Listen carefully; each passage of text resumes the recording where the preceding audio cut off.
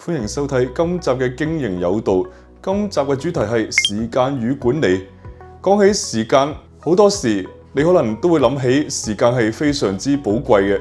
正如暢銷書《與成功有約》嘅作者柯維就提出咗一個非常出名嘅時間矩陣。佢就將事情分咗做4種嘅情況，包括係重要又緊急、重要但不緊急、不重要但緊急同埋不重要又不緊急。按照住呢啲嘅方式咧，就可以將生活面對嘅各種事係分類，從而更有效率咁樣利用時間。但係今集咧就會提出一啲新嘅觀點，除咗時間係好寶貴，必須要揸緊之外咧，其實你有冇諗過點樣令到你嘅客戶理解時間係可以為你創造非常豐厚嘅收入嘅呢？今集我哋就會舉3個例子，睇下呢3方面嘅創業家係點樣幫佢哋嘅客戶理解時間嘅。第一個例子，我哋舉出嘅會係勞力士。勞力士係一個非常著名嘅腕錶品牌，你可能都聽過。其實咧，佢喺2023年嘅時候咧出咗個系列叫1908。1908對勞力士有咩咁重要呢？其實就係呢個品牌創立嘅年份。而推出1908系列嘅時候咧，勞力士喺個官網亦都引用咗創辦人威爾斯多夫嘅名言。點解當初會有呢個品牌出現呢？就因為創辦人見到當時嘅錶好多時唔係腕錶而係陀錶，佢嘅準確性咧係有啲問題嘅。佢亦都發現到原來呢啲嘅陀錶將佢變成腕錶除咗可以係令佢準確性增加之外咧，亦都可以增加佢嘅時尚性嘅。就係咁樣，呢個品牌就產生啦。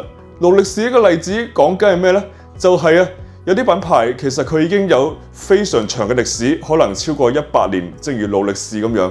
但係咧，過往嘅歷史去到今時今日，好多時咧其實依然可以作為品牌嘅資產。勞力士或者一啲其他嘅著名嘅百年品牌，佢咧好多時就冇放棄過佢嘅嗰段嘅歷史。其實咧，有時佢哋嘅歷史係非常之輝煌，亦都到今時今日再提起咧，好多時咧就可以勾起顧客嘅記憶。正如有個字叫做復刻，又或者你有冇喺街度見過有啲蛋糕叫做古早味咧？古早味蛋糕講緊嘅並唔係而家先有嘅口味，而係講緊係鄉下或者細個喺家鄉或者係非常之傳統原始嘅味道。而唔少品牌亦都可以利用到佢哋嘅悠長嘅歷史或者經歷咧，重新包裝成為咗新產品。佢哋當年嘅歷史到今時今日咧，依然係品牌發展非常重要嘅資源。第二個故事，我哋係會舉出成個嘅睡眠行業嘅。Matthew Walker 有本非常之出名嘅暢銷書，叫做《為什麼要睡覺》。佢就將瞓覺不足係列為非常之常見嘅都市病。瞓唔到覺會有啲咩問題呢？包括係癌症同埋阿茲海默症嘅機會都會增加，亦都會好似飲醉酒咁樣增加出現交通意外嘅風險。所以瞓唔到覺其實係會帶嚟好多問題。但係我哋喺都市生活好多時都會聽到嘅就係要揸緊時間，從而放棄我哋嘅瞓覺時間。有時唔係為咗工作，可能係因為工作太攰而喺夜晚度消遣玩手機。但係嗰個最終嘅結論都係一樣嘅，就係睡眠時間不足。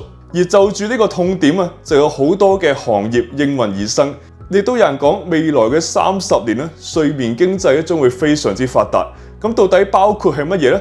包括就一啲可以令到你快速入睡嘅保健品，包括一啲能量嘅脈衝床墊，亦都包括一啲嘅膠囊。呢啲嘅膠囊唔係講緊食嘅膠囊，而係講緊係1-2個鐘頭提供個地方俾人可以喺食午飯嘅時候係唞一唞。呢個睡眠經濟講緊嘅係乜嘢呢？就係瞓覺，好多人都話會佔上咗人生嘅1/3時間，但係佢嘅重要性就好多時係被忽略。大部分人都係只係關注嗰2/3嘅清醒嘅時間。而家越嚟越多嘅科學證據證明咗睡眠其實係對於修復人體嘅細胞非常之重要，而唔瞓覺會對嚟好多嘅壞影響。所以我哋都可以預見關於睡眠時間點樣可以好好利用將會成為未來非常之流行嘅行業。你會唔會都係成日瞓唔到，又或者瞓極都覺得好攰？樂活有方嘅王牌產品 Healy 可以提供睡眠頻率、幫助你快速入眠。頭先咧啱一搭住條帶咧，你係 feel 到點樣啊？即時眼瞓，即時可以做到一個叫做休息嘅狀態。快啲嚟掃一掃屏幕上嘅 QR code WhatsApp 我哋了解更多啦。去到第3個例子，我哋會舉出嘅係婚姻展覽。婚姻展覽同時間有咩關係呢？因為婚姻係非常之獨特嘅，一般人可能只係結婚只係得一次，所以呢個結婚嘅時間非常之珍貴。唔少嘅新人都好願意去花錢捕捉呢一啲美麗嘅瞬間。我今年咧就去咗香港會展嘅婚姻展。咁究竟婚姻展啊，你估下入邊會有啲咩參展商咧？除咗話賣婚紗嘅鋪頭、婚紗攝影嘅鋪頭，其實仲有好多嘅喎，包括係酒店啦，因為舉辦酒席可能就喺酒店入邊，亦都包括咧係珠寶，因為無論求婚又好，或者訂婚，或者係其他嘅場合，都有可能咧會用到珠寶。婚姻展一年咧其實係唔止搞一次嘅，因為每一年都會有新人去結婚嘅，所以婚姻展亦都可以源源不絕咁樣搞。入邊講到嘅唔同婚姻展嘅參展商就可以喺佢哋嘅行業範圍度為婚姻展咧作出貢獻。今集要講嘅嘢就差唔多啦。喺總結嘅時候，我就想提出一句話，你應該都會聽過嘅，叫做一寸光陰一寸金，寸金難買寸光陰。聽完今集之後，你會唔會諗到其實有時寸金係的確係可以買到光陰嘅呢？而且未必係寸金，而係講緊非常之多嘅錢，非常之多嘅黃金，可以為你捕捉到唔同嘅時刻，可以令到你對時間有重新嘅認識。各位創業家又或者老闆，我哋都會知道好多時流行嘅產品就係要幫到顧客去節省時間，例如一啲嘅科技產品就係講緊唔使我哋再去做一啲以前繁複嘅任務。